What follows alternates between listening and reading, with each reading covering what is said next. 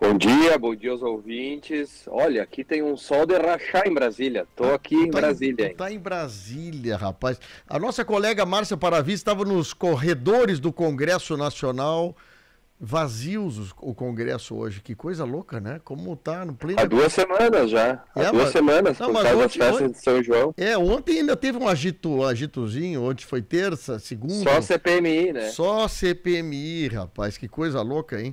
E tu tá cravado não só nos teus assuntos, mas também tu tá dentro da CPI do dia 8 de janeiro. E a gente tem observado, Maurício, assim, claro que existe várias CPMIs, uma que teve maioria da situação, outra maioria da oposição, e coisas diferentes.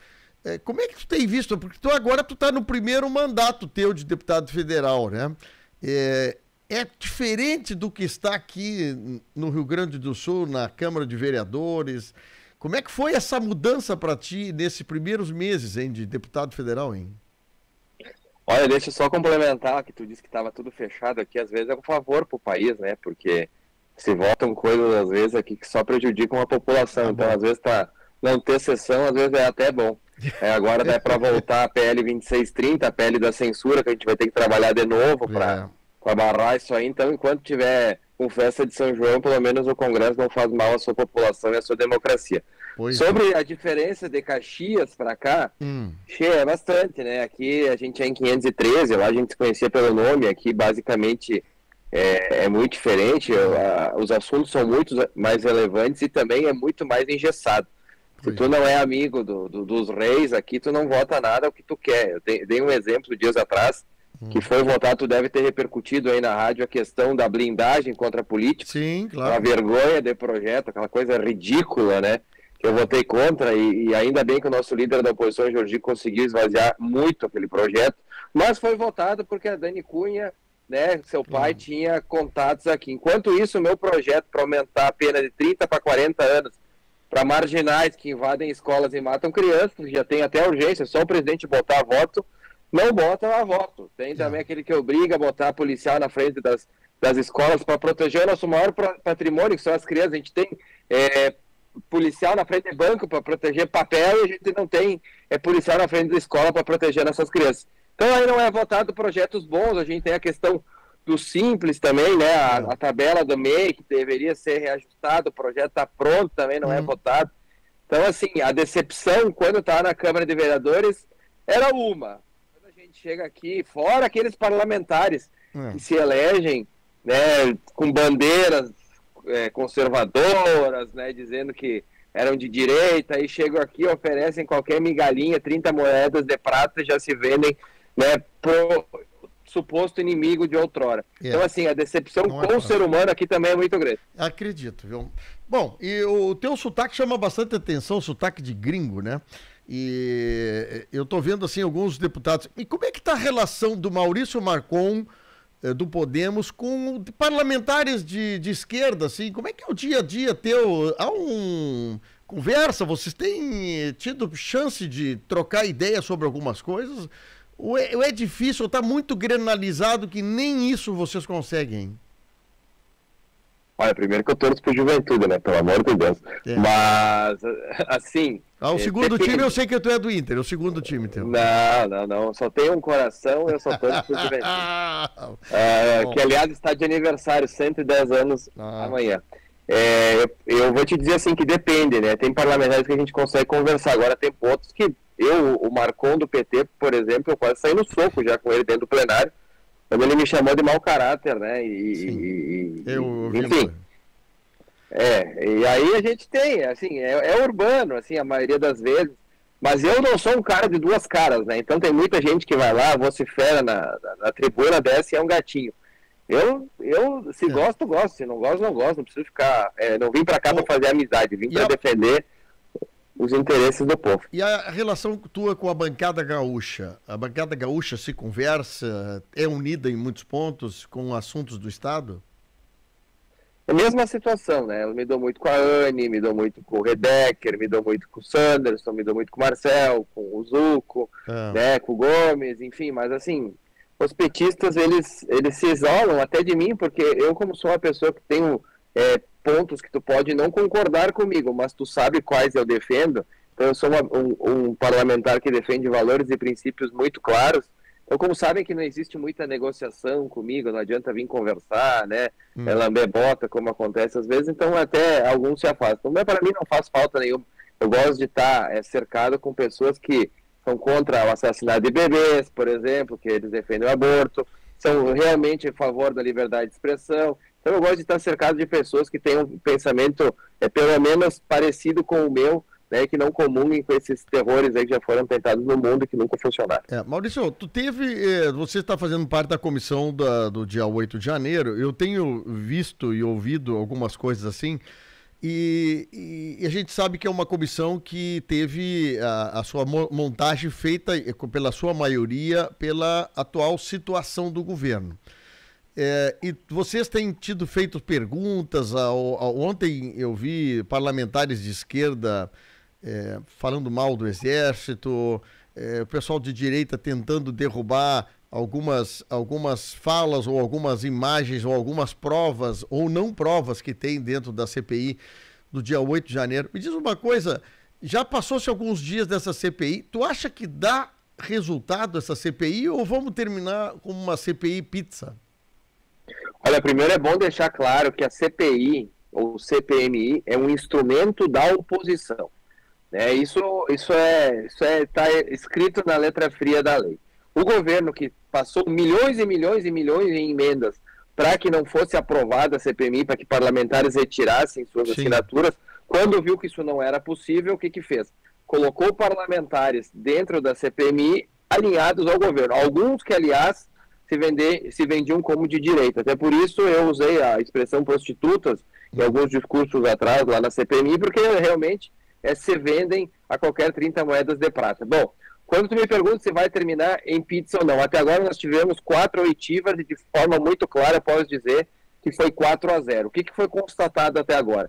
Que o Brasil já possui presos políticos, né? Agora a gente teve um rosto de um preso político, que é o Coronel Naime, que deveria ter sido pelo menos denunciado em 5 dias, pelo que diz a letra feia da lei. Sim, exato. Já fazem 5 meses que ele está preso, sem denúncia, e teoricamente ele está preso por omissão, sendo que ele estava de férias protocoladas há 1 ano antes de suas férias, né, o seu pedido de férias, estava em casa, colocou a farda, foi lá, se feriram ele nas pernas, enfim, não foi para o hospital, ficou lá até resolver o problema, e está preso por omissão, ou seja, um absurdo completo, um preso político. Sim. O que a gente tem aqui na CPMI, infelizmente, coisas que deveriam estar sendo investigadas do ato do dia 8 de janeiro, porque o que o governo quer? Eles querem investigar lá quando o Brasil foi descoberto, né, quando foi proclamada a República. Eles não querem investigar o dia 8 porque eles sabem que ali existe omissão, existem provas que vão comprovar que o governo fez, sim, vistas grossas e que, como o Coronel Naime falou, muito provavelmente existiam infiltrados que inflamaram o povo naquele efeito de manada. Então a gente não conseguiu até agora aprovar, por exemplo, o requerimento para trazer aquele fotógrafo que fotografou aqueles da Reuters, sim, que fotografou os atores, né, que estavam chutando a porta que já estava aberta. A gente não conseguiu ouvir até agora o G. Dias, que ofereceu água para manifestantes, e aí a gente até brinca aqui nos corredores, que ele estava usando a operação bexiga cheia, que era para encher a bexiga dos manifestantes para eles saírem do plenário, porque não fez nada, não pediu auxílio, não fez nada. E a gente não conseguiu acesso às imagens do Ministério da Justiça, que vão mostrar se Dino mentiu ou não mentiu, que estava aqui no dia 8 de janeiro e viu tudo e não fez nada. Então, o que tem aqui hoje, para ter uma ideia, os ouvintes, é basicamente uma operação abafa, onde a gente perca muito tempo. Ontem, por exemplo, passamos o dia ouvindo um coronel que, olha o crime dele.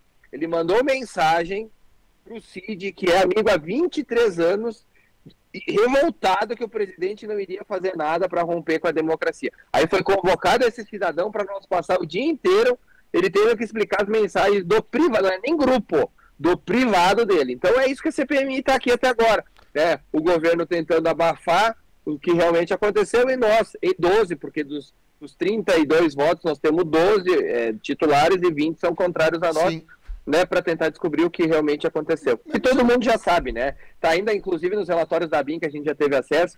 Desde sexta-feira, no dia 6, já havia informações muito claras da Agência de Inteligência Brasileira, ligada ao governo federal, e que diz que avisou o governo federal que poderiam haver atos como esse, o governo federal fez vistas grossas, nada fez ou até facilitou que acontecesse, para que se tivesse uma narrativa até para se censurar a imprensa, né, para retirar o direito do cidadão se defender via armas, enfim, se construir toda uma narrativa. Basicamente, o Marcel Van Hatten fez uma ligação muito interessante quando Hitler mandou tocar fogo o parlamento alemão para usar que os opositores dele deveriam ser exterminados, né? Então é basicamente o que a gente talvez tenha vivido aqui no dia 8 de janeiro. Pois é, a gente sabe, eu queria te perguntar o seguinte, as provas como filmes, como filmagens, como documentação, eu digo o seguinte, a situação não quer trazer o fotógrafo, esse que era um cara que estava dentro do ambiente público naquele dia 8. Qual é a justificativa que a relatora ou o presidente não colocam isso em votação ou que a votação não é positiva? Por que alegar que o fotógrafo que estava filmando, o que ele fazia lá dentro? Eu digo uma coisa tão simples, eu não estou falando nem no general, que é o chefe do GNI naquele momento, mas o fotógrafo, quer dizer, uma outra pessoa comum que estava dentro do Palácio do Planalto, por que ele não ser convocado? Só para uma questão interessante de descobrir isso. Não, e detalhe, ele estava na hora certa, no momento certo, né? Como a coisa, acho que era mais fácil a gente ganhar na loteria do que acontecer aquilo ali naquele momento do jeito que foi.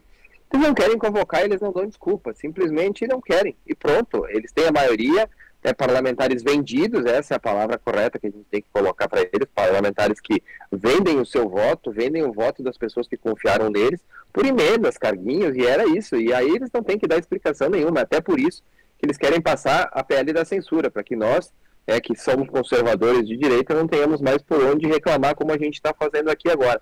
Falar, talvez assim, seja proibido. Ontem a gente viu, por exemplo, um ataque claro à imprensa, a questão da Jovem Pan, né, que foi uma empresa de 80 anos, e hoje aconteceu com a Jovem Pan, amanhã pode acontecer com a Acústica. E assim a gente vai indo no momento autoritário, foi avisado, né, nós avisávamos que seria um governo alinhado a ditaduras, muitos se perguntam o que Maduro veio fazer no Brasil. Vem ensinar Lula como ele conseguiu fechar o Congresso em 2017, é isso que está acontecendo. Então, a gente vê que, infelizmente, talvez os piores ainda sejam aqueles que não se importam com o país e que se vendem para que não seja investigada a verdade, para que as coisas não continuem. Foi tão difícil, né? Eu não vivi isso, mas foi tão difícil a gente ter uma redemocratização, uma liberdade de expressão no nosso país, e agora a gente parece que está perdendo ela, sem a menos fazer uma força para que isso não aconteça. Ô Maurício, tu teve 140 mil votos, 631, e assume essa cadeira em Brasília. Tu está 6 meses aí em Brasília.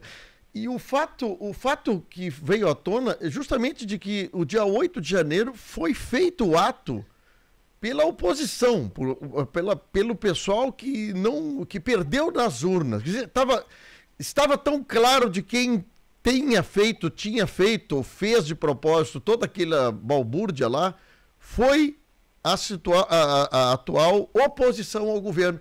Se tem toda essa clareza de fatos, por que não se abre mais isso? Eu não estou entendendo realmente. Se foi o bolsonarismo que fez aquilo, por que não se abre as informações? Por que não se vem a público todo o processo, filmagens dentro do Senado, dentro do Supremo Tribunal Federal? Por que isso, hein? Onde é que está o...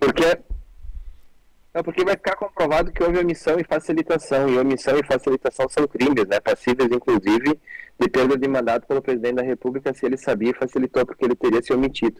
Então, é por isso, simplesmente por isso. Realmente haviam manifestantes lá que não concordavam com o resultado da eleição, ou haviam infiltrados, isso já está, assim, quem acompanha a CPMI já conseguiu vislumbrar, inclusive no depoimento do Coronel Naime, que ele, com seus 30 anos de experiência, disse que dava para perceber que era um movimento orquestrado, né, para que se inflamasse uma horda e todos aqueles pudessem invadir o Congresso. E aí a gente vai ter, né, se tiver todas as imagens, as quebras de sigilos, a gente vai ter acesso às conversas, aos avisos, e aí a narrativa que foi construída justamente para colocar nas costas do presidente Bolsonaro que ele havia financiado, que ele havia tido esse pensamento, eles querem fazer isso na CPMI, por isso que eles estão perdendo de 4-0. Eles tentam contar a historinha do lobo mau, que não vai acontecer, né? A gente sabe que São pessoas adultas que estão vendo, eles não estão falando com o público deles que o que eles contam eles acreditam. Aqui tem pessoas que estão atrás de fato para comprovar ou não as narrativas. Então o que a gente tem de concreto até agora é que existem presos políticos no Brasil. Para tu ter uma ideia, esses 1.500 pessoas que foram presas pelo Supremo Tribunal Federal foram presas sem ter foro privilegiado. Eles não poderiam ser julgados pelo STF. Tu não pode ser julgado pelo STF. Tu não tem foro privilegiado. Mas se tu estivesse em Brasília, aqui no dia, tu estivesse passando na praça e te tivessem te colocado dentro do ônibus, te dizendo que iam te levar para a rodoviária, tu teria sido julgado pelo Supremo Tribunal Federal. O problema de ser julgado pelo Supremo Tribunal Federal é que tu não tem nem para onde recorrer. Né? Então, assim, todos foram julgados pelo mesmo crime, basicamente é isso, houve um copia e cola dos processos, algo também que a nossa Constituição não permite. Se 2 assaltantes de banco invadem um banco e assaltam um banco, eles não são julgados conjuntamente, eles têm processos diferentes. Aqui em Brasília, os manifestantes estão sendo julgados igualmente. Teve manifestante com provas que não estava sequer em Brasília na tarde do dia 8 de janeiro, chegou à noite. Tu consegue comprovar isso pelo celular, né, a quebra do sigilo telemático hoje, as operadoras sabem onde está no celular. Ele não estava em Brasília, ele segue preso. Então, assim, e a gente não tem para quem reclamar, porque o ministro Alexandre de Moraes, ele já é o último, ele é quem abre o processo, quem julga, quem dá sentença, quem recorre. Então, assim, quem diz que nós vivemos numa democracia hoje, numa república, como Montesquieu pensou, da harmonização entre os poderes, isso não existe mais no Brasil. Tu tem mais alguns minutos aí? Como é que tá a tua agenda aí? Sim, hoje Brasília está calmo. Então vou te fazer mais uma pergunta. Vocês estão enfrentando também, e eu acho que aí o Congresso está dando um trabalho de maturidade sobre a questão da reforma tributária do Brasil. Me conta um pouco do teu ponto de vista. Essa reforma tributária, ele vai trazer uma melhora para o Brasil em alguns segmentos, vai piorar o segmento? Porque há anos e anos, passou vários governos, inclusive do governo Bolsonaro, do Temer, tudo, que nós precisávamos enxugar as nossas leis e os nossos incentivos fiscais, diminuir peso da tributação nos produtos, tornar mais acessível ao povo brasileiro produtos que são essenciais. Como é que tu tem visto esse trabalho da reforma tributária no Brasil, aí no Congresso, pelo teu ponto de vista?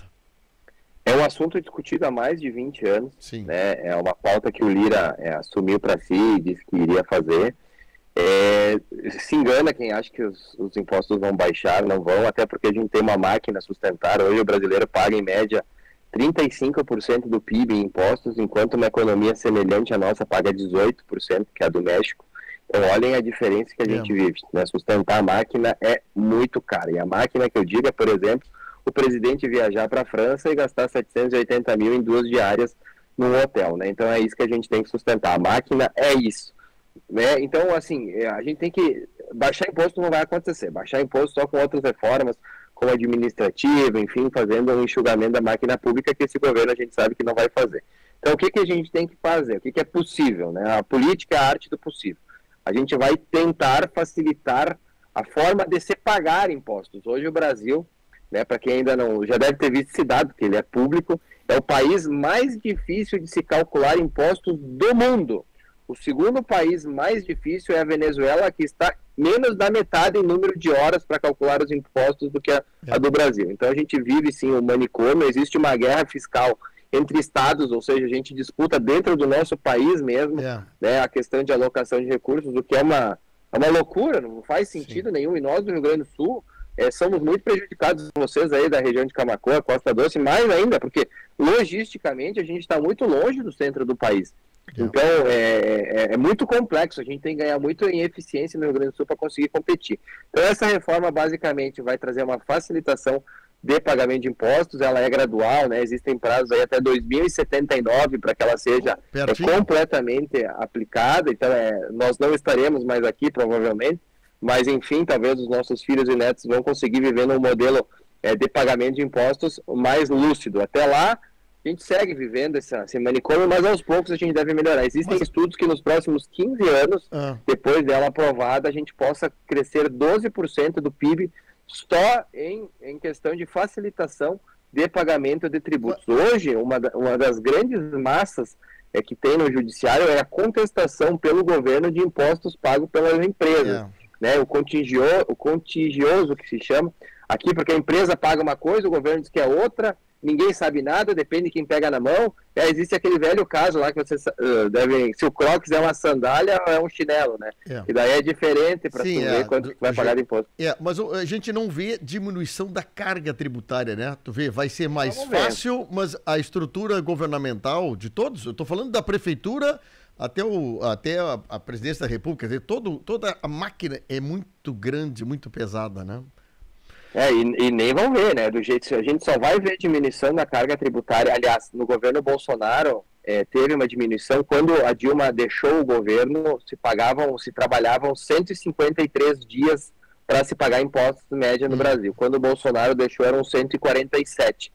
Quando o Lula assumiu a primeira vez, era cerca de 115 dias. Então a gente teve um crescimento da carga tributária justamente por esse inchaço da máquina pública, né? Quando a gente fala em inchaço da máquina pública, são aqueles serviços que muitos consideram que recebem de graça, mas que as pessoas pagam por eles, né? É aquela velha máxima de tudo que o governo te dá de graça, tu paga 3 vezes mais caro do que se tu fosse mesmo comprar. Então se perde muito dinheiro, a gente tem corrupção no meio do caminho, que é endêmica, né? Tá no país inteiro. Então tudo que o governo mete mão, tudo que tem é muito Estado, a gente acaba ficando muito caro. Para você ter uma ideia, hoje o brasileiro paga 36 quase por cento de impostos e nós ainda temos um déficit. Então imagina tu na sua casa ganhar 50 mil por mês e nem assim conseguir cobrir teus gastos. É basicamente que o governo faz isso. Então o que ele acontece? Ele vai aumentando impostos. A gente vai ter agora em julho uma nova carga tributária sobre os combustíveis, deve aumentar em torno de 22 centavos a gasolina, que o taxade aqui já está aumentando. Eles tinham prometido que não iam taxar essas importações da China, que deu oportunidade para que pessoas mais humildes tivessem acesso a produtos de qualidade. Então todos estão sendo taxados também. Então a gente vê um aumento da carga tributária muito grande. Se está tentando corrigir o déficit que se tem, né, que se tem agora, porque o governo Bolsonaro entregou com dinheiro depois de 8 anos, através de aumentar as receitas ao invés de diminuir as despesas. O governo de esquerda nunca corta custos, eles simplesmente aumentam impostos.